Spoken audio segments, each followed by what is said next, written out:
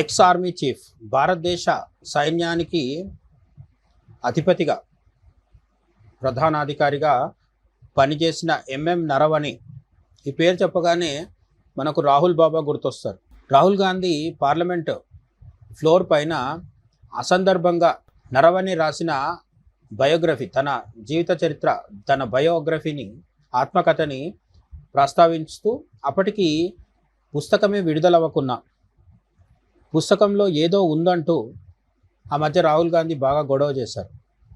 ఆ సంగతి, ఆ కాంట్రవర్సీ మనకు తెలిసిందే.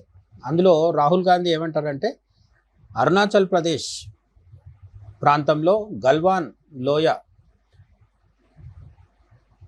ప్రాంతంలో చైనా సైనికులు వచ్చి భారతీయ సైనికుల మీద దాడులు చేస్తుంటే ఢిల్లీలో ఉన్న నరేంద్ర మోడీ, ఎంఎం నరవణే అప్పుడు ఇండియన్ ఆర్మీ చీఫ్గా ఉన్నారు. ఈ నరవణేకి ఫోన్లో చెప్పింది ఏంటంటే, మీకు ఎలా నచ్చితే అలా చేయండి అని చెప్పి చేతులు దులిపేసుకున్నారు, బాధ్యత నుంచి తప్పించుకున్నారు.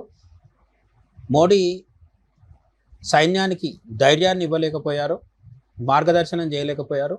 ఇలా రకరకాలుగా కొన్ని రోజుల పాటు కాంట్రవర్సీ జరిగింది. మొత్తానికి సింగిల్ లైన్లో చెప్పుకుంటే రాహుల్ గాంధీ చెప్పదలుచుకున్నది ఏంటంటే, భారతదేశ సైన్యం సరిహద్దులో పోరాడుతుంటే మోదీ వాళ్లకు సపోర్ట్ ఇవ్వలేదు, మద్దతుగా నిలవలేదు అని చెప్పదలుచుకున్నారు.